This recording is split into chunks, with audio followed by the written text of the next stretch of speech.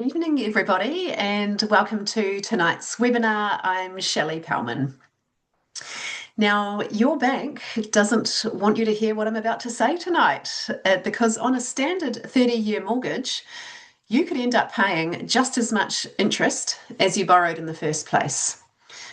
In New Zealand at the moment, mortgage rates have swung wildly over the last 6 to 7 years, from record lows over COVID up to the 7% and plus, and back down again to something more reasonable. Each and every rate cycle, banks pocket billions in interest, while Kiwi homeowners feel the squeeze. Paying off your mortgage faster isn't just about going without. It's about keeping hundreds of thousands of dollars in your back pocket instead of the bank's. So tonight's about those small strategic moves that shave years off your mortgage, so you can stop worrying about interest rates and start building real financial freedom. Let's dive in, because the sooner you take control, the less power interest rates will have over your life. So this is me. I'm Shelley. I am a financial coach at a company called Enable Me. And my role is to help people optimize their outcomes and to move faster at a rate, more fast at a rate than they're doing at the moment. We never judge past decisions with our clients. I work with people to find inefficiencies in all areas of their finances and use these gains to help them get ahead faster, with much less stress. So tonight, it's all about progress over perfection. Becoming financially free, it's a journey. It's not something that happens overnight. And the best way to gain exponential results, we believe, is by working with a financial coach. We would say that though, wouldn't we? So it's great that you're here tonight, but please be advised tonight's presentation, it's just for information purposes only. It's purely education and should not be constituted as personalised financial advice. Ideally, you take the concepts, you learn from them, but then you apply them with the right professional support if needed. So I just wanted to kind of kick things off by getting a quick pulse check of where the room is at in terms of who's listening, who's on the call tonight. Do you have a mortgage? Are you mortgage free? I guess you wouldn't be here if you were mortgage free. So I'm going to pop up a poll. Well, my producer is going to pop up a poll, so hopefully that's happening in a minute. And you can let us know who is on the call tonight. And if you can't get it going, Emma, absolutely no problem. I'll give you a couple of seconds.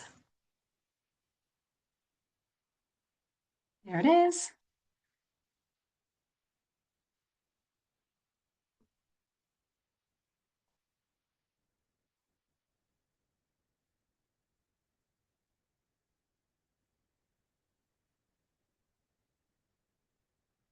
Right, I can see some messages about an echo, but hopefully the sound has been sorted.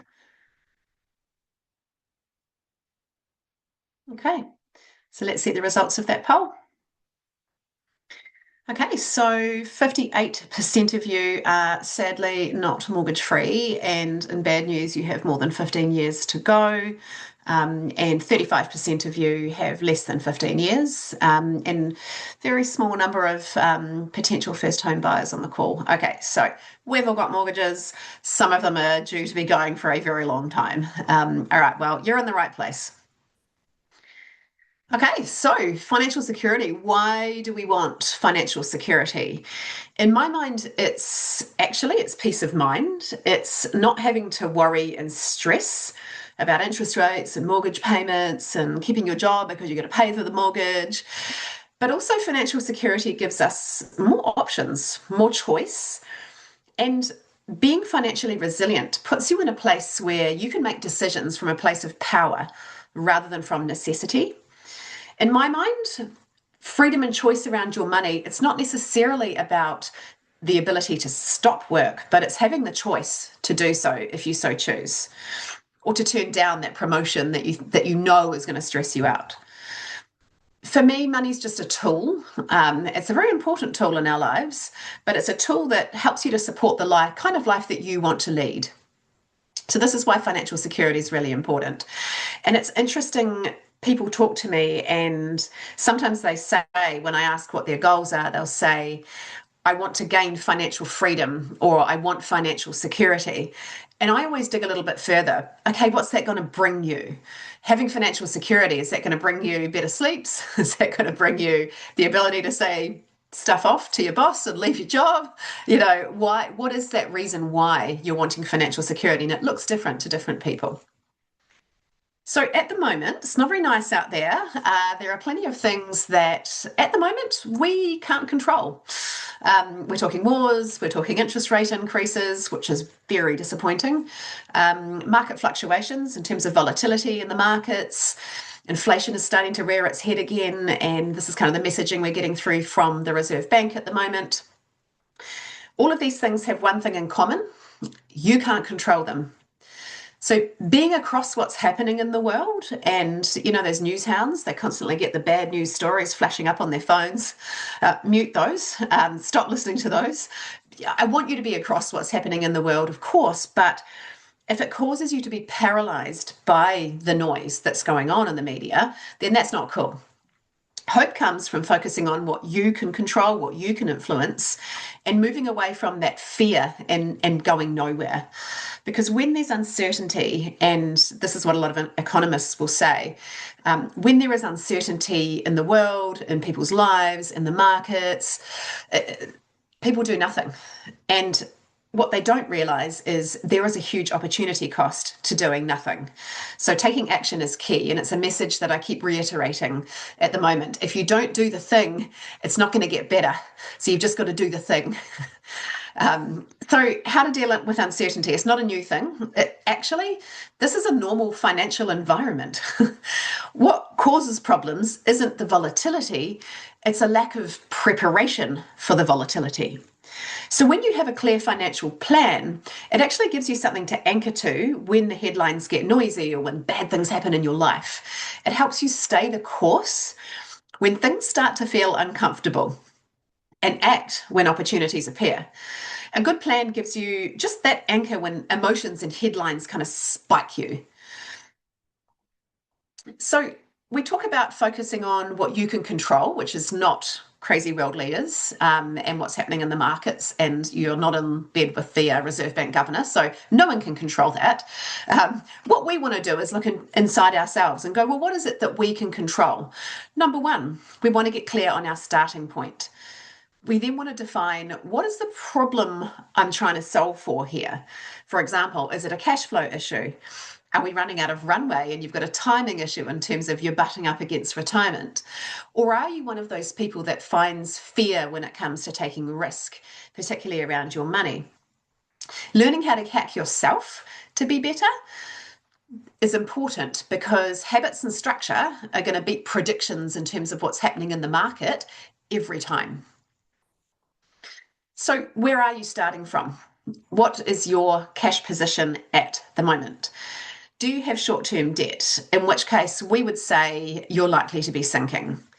Are you living paycheck to paycheck but not really getting anywhere very fast? That's what we would describe as someone who's floating in terms of their cash position. Or are you feeling quite resilient, but you get the sense that you're not actually maximizing your potential? We want to get everybody to that financially flying, but some people think they're flying and they're actually missing opportunity. So it's interesting to understand where you think you're starting from. Second to your cash position, we want to be looking at your money personality. So for some of us, I look at myself here, of Scottish descent. We tend towards the shopper end, beg your pardon, saver end of the spectrum rather than the shopper end of the spectrum. But we all have natural money tendencies and behaviours around how we spend. So you know you're a spender or a shopper if it feels really good in the moment of the spend. I had a friend say to me the other day, oh, doesn't it feel so good just to go on a shopping spree? I said, no, I feel sick. I don't want to go on a shopping spree. But that's the difference between the two. The one in between, we call it a plodder. Now, a plodder has every intention of saving. They're not that person that actually wants to go and walk around the mall on a Saturday and flash out their credit card, but they're not actually saving. They're just often procrastinators. They're going around in circles, maybe thinking about they want to do this and they want to save and they want to invest, but they're just spinning their wheels doing nothing. We call that a plodder. And often with our plodder clients, we need to work really hard to nudge them in the right direction, whether that be taking action at all and setting up the systems to be able to save some money, pushing them to take some risk around investment, or to restructure their mortgage more optimally. So they work really well with a coach. Our saver clients, we have to work hard to remove guilt from their spending, actually allow them to live a happy life. And obviously shoppers, we're just trying to rein them in. So where do you think you sit on that spectrum? When it comes to risk, all of those risk styles can differ too between people. What I tend to find, the saver client, they tend to also be a safety warden. When you get those savers and they want to squirrel money away into little pots just in case of an emergency, they tend to be more of that safety warden. They don't like risk. They are operating from a place of fear, usually, around money, and they want to hoard their money. They don't want to take any risk with it. But the risk with being a safety warden and not taking risk, you miss opportunities. So it's interesting to understand what you think you are in terms of your money personality. My amazing content team and our marketing department have just rewritten the ebook about this. So jump onto our website, download it, have a read. It's not about labeling you or saying that you are a certain way. It's just an awareness so that you can understand yourself and hack yourself to be making better decisions around money. So that's a really good starting point. But actually at Enable Me, we believe that there are three clear fundamentals when it comes to being financially successful. Number one, we want to get a surplus. And I'm not talking about, oh, yes, I save, Shelley, and it goes into an account and then it comes back out again the next week. That's not saving. A surplus is money that you save that goes forever for your long term. So we want to understand, what can you save whilst balancing living a happy life? We call that maximize your surplus. We want you to be crushing non-deductible debt. So this is why you're all here tonight, because we've got mortgages, some of which have mortgage terms of over 15 years. How do I get rid of it, Shelley? You're wanting to ask. So, yep, that's the second thing that we target. But how can you pay off your mortgage faster if you don't have a surplus or an ability to save that sticks?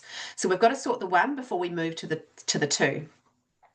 The next thing is how to unlock and use the equity you're creating in your home more strategically to build your wealth. And we need to build wealth because one day you don't want to work anymore. And we've got to have some money accumulated that you can then live off. So these fundamentals, 1, 2, and 3, they actually work across any economic environment, good or bad. They're just fundamentals. We've been applying them for the last 16, 17 years, certainly for the last 10 years that I've been here. So when it comes to maximizing your savings or creating a surplus for yourself, 2 levers that you can pull. You can earn more or you can spend less. Ideally, you do both. On the earn more, can you ask for a pay rise? Could you rent out a room, get an international student, get a side hustle? What else can you be doing in terms of that lifting income lever? And obviously we want to get a budget so we can understand the spending less. Now, I wanted to share a story here about a couple that I met with recently. On the surface of it, they were doing okay. They were actually saving, and they were saving to the tune of about $12,000 per year, and that was sticking. And I could evidence that because they had $12,000 in their savings account. So that was a great savings starting point. But once we dug a little deeper with these two, we identified that there was extra money quietly leaking out. Now, we call this fritter. So by tightening up their structures and putting systems in place to capture that leakage, these guys are actually now on track to be saving $35,000 per annum instead of the 12. They thought they were doing well. They did say they were floating, not flying. But we found some extra money that was leaking out. And it was by sitting down, fresh eyes, an external objective party looking at their situation and going, hey guys, I think you can do better here. And that's what you get when you work with a money coach. It's like the equivalent of a financial personal trainer. We stretch you to be better than what you're currently doing. So the interesting thing that with these guys though was they were actually able to save 35,000, but without feeling like they'd sacrificed on lifestyle. So we still had those non-negotiable costs in there for them. They had the holidays, they had the kids' activities. But for these guys, quite a dramatic change to what they were doing before. It was actually that extra savings power was going to create options for them. They had goals around having choices around the work that they do from a certain age, and they had goals of wanting to be able to travel and enjoy the kids while they were young. So we found some extra money, we set up the systems for them, and we held them accountable and tracked what they were doing. And I always say a good financial plan, it doesn't rely on human discipline. Humans aren't very good with discipline when it comes to money or exercise or food, etc. So systems beat willpower. It's the way. Habits and systems beat willpower every single time. So how do you uncover this hidden surplus? We believe that most people, most Enable Me clients who come to see us, are frittering around about 15% of what's walking in the door. So easy maths, if $100,000 is coming in the door after tax into the household, that's 15,000 that we believe is going walkabout. You might think, no, it's not. I'm not doing that, but you'd be surprised. It's those little things like convenience spending on food. It might be that extra coffee or that extra takeaway or multiple takeaways or coffees in the week. Not doing a meal plan and those impulsive trips to the supermarket. Food is a big source of fritter. It might be those forgotten subscriptions that you never cancelled, or those bank fees or the utilities that you're paying and when you could be getting a better deal elsewhere. One of the biggest sources of fritter, though, I would say, paying too much interest to the bank. I'm going to illustrate what that looks like a little bit later in terms of the numbers. But a big source of fritter, and I call it fritter because nobody here wants to pay more interest than they need to the bank. So why accept that? That's fritter in my mind. So by optimizing your mortgage and breaking it down into savings targets, we can pay off the mortgage faster and make some really big savings when it comes to that interest. So saving on interest helps you get mortgage free faster. Debt-free housing before you retire, absolutely critical. So if you're listening tonight and you are getting close, we call it your runway. Your runway is getting short before you want to retire or need to retire. We must get mortgage free with a couple of years to spare at least. So the faster you pay your mortgage off, the less compound interest you pay to the bank. That equals future flexibility around retirement. And if you're young enough, choices around work pre-retirement. So that's money in your back pocket, not the bank's. Now, the table mortgage is a very lucrative scheme for the banks. You don't pay more principal than interest until year 23 of that 30-year term. They pay themselves first in terms of the interest. You know, when you first took out that 30-year term and you paid off about $1 of principal and the rest of it was interest? Yeah, that's the table mortgage. So imagine now if we took a second dollar and we paid that off at day one, that is $1 less that you are not paying compound interest on over the 30-year term of that mortgage. So what we're wanting to do with accelerating the mortgage reduction is stop the effect of the compound interest that you're paying to the bank. We like compound interest when you're investing, not so much with the mortgage. So attacking debt as well also creates opportunities to invest. And we know with investing, we want that compound interest effect. So we can invest sooner when we get the mortgage paid down faster. So this is why you would want to crush your mortgage. Now, I said I was going to talk numbers, and here they are. So at the moment, the average first home mortgage is around about $550,000, obviously with variable fluctuations in terms of location and the regions. And actually, we've done these numbers on a mortgage rate of 4.99%, but you'd be lucky to get that for a 2-year rate at the moment. We're starting to head north of 5% now, unfortunately. So yeah, if you have a $550,000 mortgage, and I'm sure a lot of you on the call do, and you pay it off over a 30-year term, it's almost double. At 5.29%, it will be double. So you are paying twice for that house, so the mortgage on the house anyway. However, if we can find that fritter, set up the systems to capture it, and make a habit of regular savings that sticks, and you can pay it off in 15 or even 10 years, we're talking hundreds and hundreds of thousands. So we always say, if you get the debt to income ratio correct, so if you haven't overcommitted in terms of your mortgage, we should be able to get a 30-year term down to between 10 and 15 years, depending on your situation and whether you have kids, etc.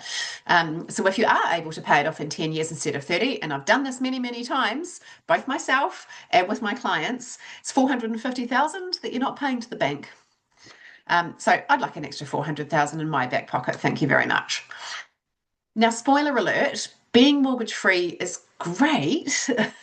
But it isn't just the only goal, it's the gateway to creating choice and freedom and other forms of investment.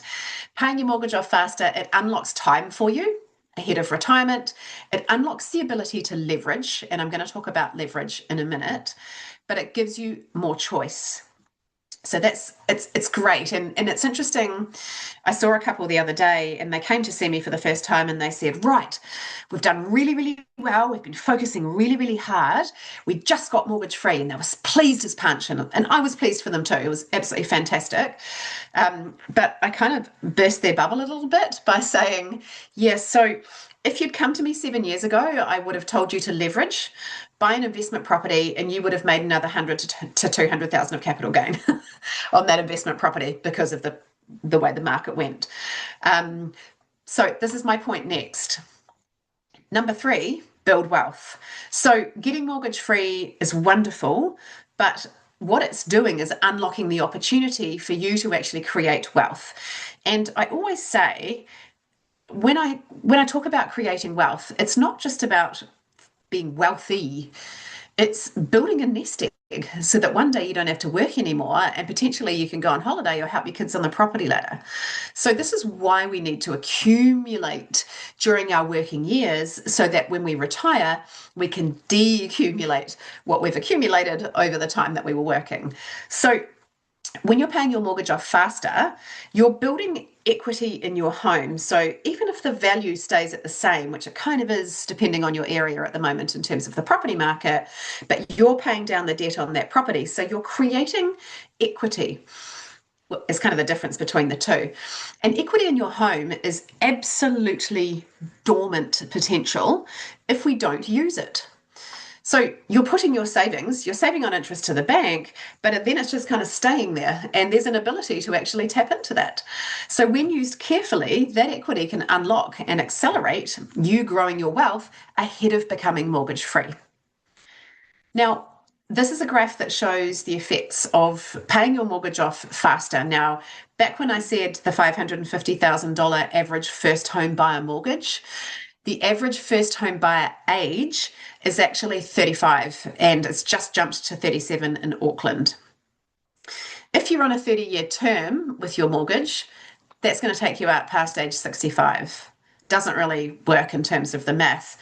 You better hope your KiwiSaver's pretty good and has given you some good returns, but it's unlikely to be enough.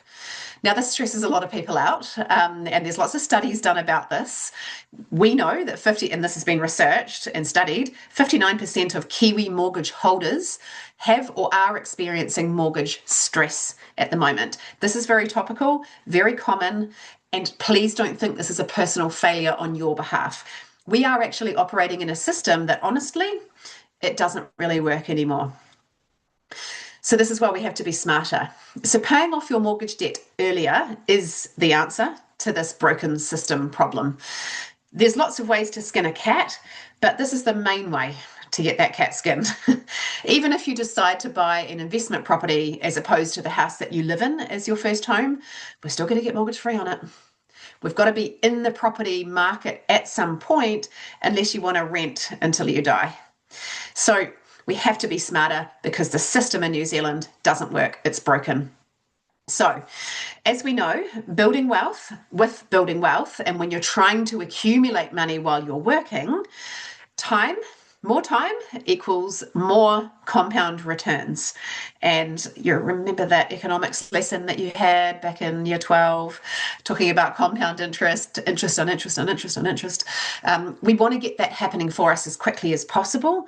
And as we know, the longer that you're in the market, that always beats trying to time the market. So the longer we are in the market in terms of time, it beats trying to time it. So let's give ourselves as much time as possible ahead of retiring to be able to invest.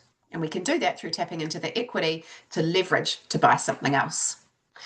Now, I love a good story, and we have so many amazing stories that enable me. We have journeys, we go up and down with babies and fertility and redundancy. We've been up and down with our clients over COVID, with furloughs with our pilots.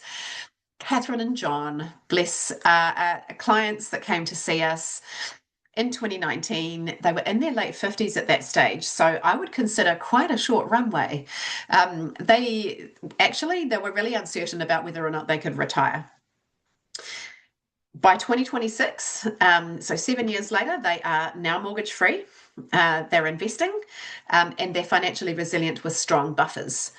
The outcomes for Catherine and John, most importantly, improved because of structure and consistency, not luck. It wasn't hard work as such, but it was consistency, routine, and systems that did it for these guys. It wasn't based in willpower. And in fact, a key thing to note, that while these clients were working with us, Catherine actually lost her job. But she stayed committed. She actually printed out a picture of the mortgage graph. We give our clients a projection. Okay, you've got 15 years on your mortgage. We think you can do it in 8. She printed that off and popped it on her fridge. And they didn't let that setback put them off from their goal of being mortgage free. Life happened. They controlled what they could, and they carried on to success. So I would actually encourage you, this is a real life story. They were good enough to allow us to use their real names, their information. You can go and have a look. There's a blog on Catherine and John's story on our website. Please go and have a read. In terms of the numbers for these guys, the initial projection was 7 years mortgage free rather than 18. They did it in 6. They saved $61,000 in interest that they didn't pay to the bank by paying it off that quickly. And really importantly, they kept going with their wealth creation. And actually, by leveraging and buying a new build investment property, their net wealth is now up by 67%. Because they did it when we said they should, and they listened to us, and they've become mortgage free, and they're accumulating wealth for their future. And this is just one of her quotes. It makes me feel a lot more in control of my goals and of my destiny. It means I now don't have money worries. Money worries are the pits, and I feel like I've had that up until now. So control over your finances, it relieves that money anxiety that you can be feeling around feeling out of control with the world and how things are going. Having a plan, that's the answer to that. So some value the hard savings, in terms of what they can achieve with working to us, but others actually just value the emotional payoff. That matters just as much to me. So when we talk about unlocking equity and growing your wealth, there are many different ways of growing wealth and different types of investments or investment vehicles. None are universally best. You could go and buy a forest. Probably advise against that, actually. You could go and buy some gold. You could invest in shares or managed funds. You could even go out there and buy a business, quite a risky move. But that is one way of growing wealth in terms of the value of the business and the income it gives you. But the right choice in terms of your investments or the way that you invest and grow wealth depends on you. What are your goals? What are you trying to achieve in life? And how long do we have to get there? Investments and the right investment mix should be solving a problem rather than just following a trend. So what's your problem that you're trying to solve? and how much return or how much risk do we need to take to get the return that you need to solve that particular problem. And when we work with our clients, we actually quantify their problem. We ask them what their goals are. Are they wanting to retire early? Do they want to help out their children on the property ladder? Do they want to upgrade their home or buy a batch or a boat, or, sky's the limit. So we actually quantify and put in numbers. What are they trying to achieve? What are their goals? And are they on track or are they not on track? And if they're not on track to achieve those goals, we actually quantify the extent of that, and we help them understand how to invest to overcome that problem in terms of that retirement gap. So you can either come to us and we'll calculate your retirement gap for you, or you can go online and try and work it out. Don't forget about inflation. Inflation is the thief of your money. So if you're looking at your KiwiSaver and you're going, oh my God, amazing, it's going to be $350,000. Don't forget to adjust for inflation, because that 350, when they do that little calculation, it's based on the returns that you're getting at the moment. But if inflation's running at 3%, halve those returns, or at least take 3% off those returns. So people can go a little bit wrong thinking they're okay for retirement, and they're actually not.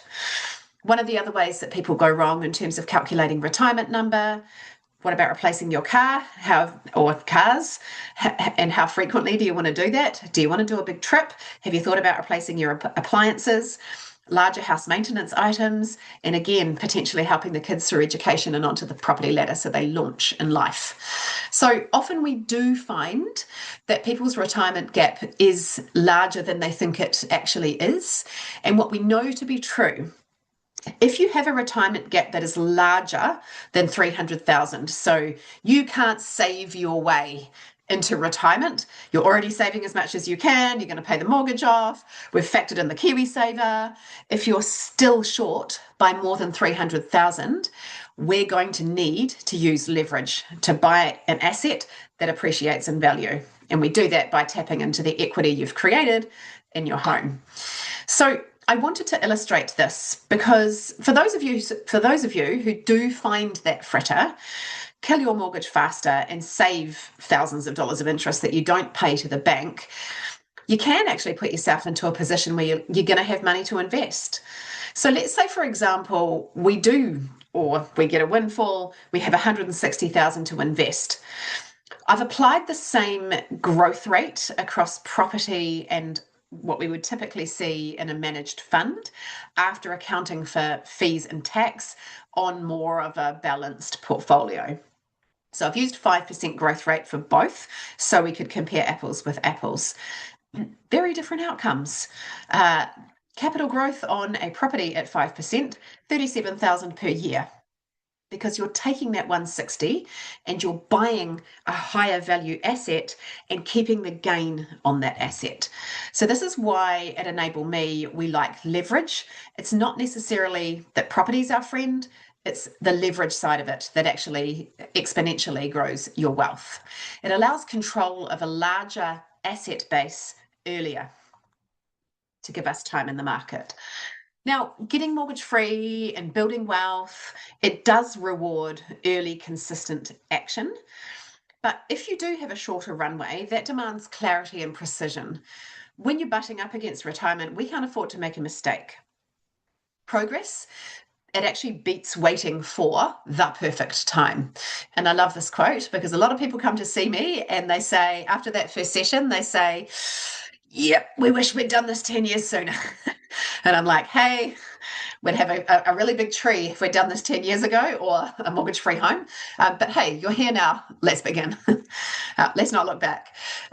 So time frame, your goals, your risk appetite, your cash flows, the money coming in and going out, and how flexible you need to be, all matter in terms of the plan and the approach. There is no one-size-fits-all solution. Time in the market and being in the market for as long as possible beats trying to time it. So here at Enable Me, you may or may not be aware, what do we do? So I called myself a financial coach at the start. I talked about helping my clients to get ahead faster than the rate that they're currently on track to get ahead at. Pushing and stretching and finding that fritter is what we do when we work with our clients, and we hold them accountable to finding the fritter, maximizing that surplus, restructuring and paying down their mortgage faster and setting accountability targets around that, understanding the retirement gap, and teaching them how to invest for their situation and the problem that they're trying to solve. So we give all of that advice and all of that accountability through coaching programs. And this is our business model. We run coaching programs for our clients. It's what the reason we exist. And so often with our clients, they start off, they do the initial year with us. They may or may not choose to continue working with us. A lot do. And they carry on working with us, some of them until they become mortgage free. Some of them, they might go away for a couple of years and come back. Some of them have come to us and they're already mortgage free and we're planning for retirement and investing. So often it can be a journey, and we walk really closely in a high touch way throughout that coaching program year with our clients. And in return, our clients pay us a fee for that coaching program. But the starting point for coming to see us is having what we call an FC, or a financial consultation. And a financial consultation is a value-packed 90 minutes with a highly trained financial advisor money coach. It's designed to get you off the starting block, highlight where to focus your efforts, and understand where you can be getting ahead faster and at what rate you can be getting ahead faster. We compare, so we tell you what your default path is versus your optimized trajectory in terms of not just your mortgage, but your savings, your mortgage, and your retirement. We go on an efficiency hunt, and we prioritize what your next steps need to be, and then we walk with you on the journey that you need to go on. It gives you a rough sketch of the financial plan. I often say I'm up on the whiteboard, I'm sketching, I think we can do this, I think we can do that, we can get mortgage free in much faster time frame, and you're currently on track to do so. So it's an absolutely fantastic session, massively packed with value, and I encourage you to come along and have a financial consultation with either myself or one of my amazing colleagues. And we are extending a limited time offer for those of you watching tonight. If you do make that booking by tonight, so you've got till midnight, you're going to get that discounted from $400 down to $100 for that 90-minute consultation. Don't worry if you're watching this, the recording of this, the next day or the day after, you're still going to get a discount. It's just going to go to that $149. So there's a real incentive to act now. If you're keen to come along and have that financial consultation, you can scan the QR code that I've popped up on the screen, or you can jump onto our website, enable.me / big savings, or just enable.me, book a consultation, and come along and talk to us. Let's see what you can achieve in terms of your mortgage. Let's remove that stress. There's absolutely no obligation to continue working with us after the consultation.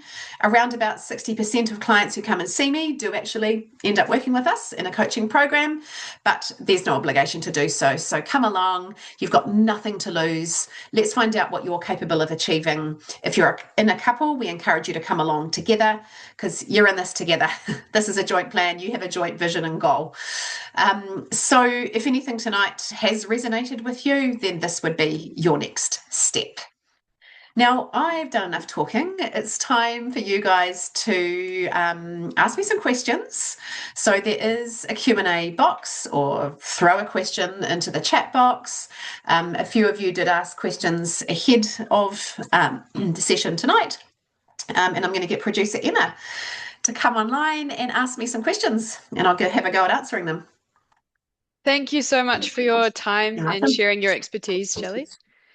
So we now have time for a Q&A from our audience. Like you said, thank you to everybody who sent through a question. So the first question that I have here is, how can I pay my mortgage off faster without raising my stress levels? Yeah. That's a good question, because, mortgages are raising stress levels of New Zealanders at the moment. So the key that we always try to achieve with our clients with a really well-balanced financial plan is striking that balance between living a happy life, but you're still getting ahead. And so when people come to see us, they often have this misconception that we're going to tell them to turn all the lights and the heating off, eat cold baked beans, rock in the dark corner, and be really deprived. It is absolutely not about deprivation. Please don't think we're going to growl at you and tell you you're spending too much money. It is not about that. It is about finding the things that you enjoy, we call those your non-negotiables, factoring those into your plan, making sure those happen, and then we can let everything else fall away. And if we get our balance right, and we often take a couple of months to test out the numbers and the plan and the budget and the savings targets, if we get that right, we should be getting ahead faster, but balancing living a happy life, because the difference is actually that fritter. And the definition of fritter, it's money that goes walkabout that doesn't make you any happier. So like I said earlier, mortgage interest to the bank, forgotten subscriptions, extra coffees and takeaways because you can't be bothered. You know, just all those little 1% here, 1% there, they're not actually adding up to a holiday or making you get ahead faster or necessarily making you any happier. So we want to strike that right balance. And I often get feedback from clients to say, I still feel like I'm living the same life, but I'm paying my mortgage off faster and I'm making progress. How did that happen? It's magic. And we know we've done our job right, if that's what they say. So that's a great question. Thanks, Shelley. The next question is, any recommendations on what to do with your money when your mortgage is paid off and how to make the surplus work better for you? Great if you are mortgage free. I'm not sure that anyone was on the call, maybe one person. But people who are mortgage free, please don't leave your money in the bank. If you have a mortgage, please don't leave your money in a savings account. But when you're mortgage free, we want to be investing. We need to be growing your wealth. And I'll tell you why. Inflation is a thief of your money when you are not working anymore. So think about if you had $100 in the bank next year, because inflation's running at 3%, that's worth $97. The year after, 94, and so on and so forth. So if you have your money in the bank after fees and tax, you are not getting enough return to be beating the inflation or your money devaluing. So this is why we need to be investing. So without a mortgage, I would be looking at potentially, depending on your timeframes, definitely a split between managed funds and a leveraged property. Ideally, we have enough runway to get that property to pay down the debt on that property to make sure it washes its own face. But then we've got a property with a bit of leverage in it, and we're balancing that out with managed funds. And then, of course, you've got your KiwiSaver bubbling away in the background as well. So I would say a diversified mix of leveraged property and managed funds, and maybe a business if you're keen on that level of risk. But now we're getting carried away. So a mix of the two, absolutely. And I definitely, even though the property market is stable at the moment, I absolutely still believe property is part of a well-leveraged investment portfolio for those clients who are mortgage-free or coming to the end, have 7 years or less on the end of their mortgage. So for these people that are mortgage-free, if they've been working with me 7 years ago in 2019, they could have bought an investment property, which would have gone up in value in that spike that happened in 2022. But anyway, it's good you got mortgage free. Now we can invest and build that portfolio so we can create wealth for when you want to stop work. Thank you, Shelley. And this question is sort of along the same lines, but it's a little bit more back into someone who still has a mortgage. So at what point can you divert money to other investments while still paying your mortgage? This is one I get all the time. Just about everybody asks me this question. And it's a valid one, because what I'm finding at the moment is there's a lot of noise out there around investing, being an influencer and talking about shares and how you've made so much money out of the shares that you picked and guessed, without necessarily telling the full story, which makes me a little mad. You might have guessed. But you actually already are investing with your KiwiSaver when you have a mortgage. So don't feel like you're not able to invest because everybody else seems to be investing. You are with your KiwiSaver. So generally, I say channel everything into getting the mortgage paid off as quickly as possible.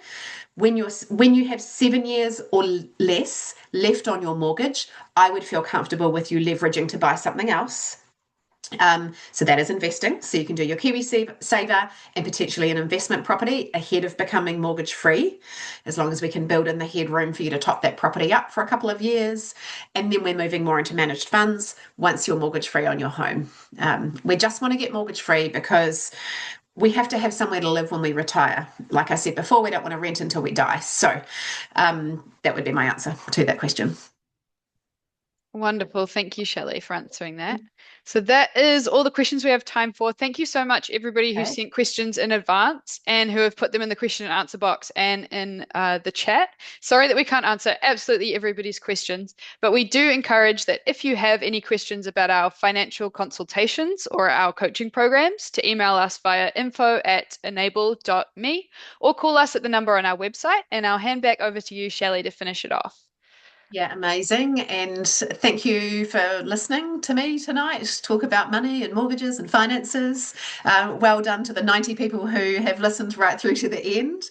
I hope you've taken a lot out of the session tonight, and it's great to build your knowledge.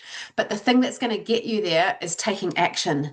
So you either take action yourself, or if you don't feel that you can, come along and outsource your action to us, and we'll hold you accountable to it. So hope to see you soon. Enjoy your night.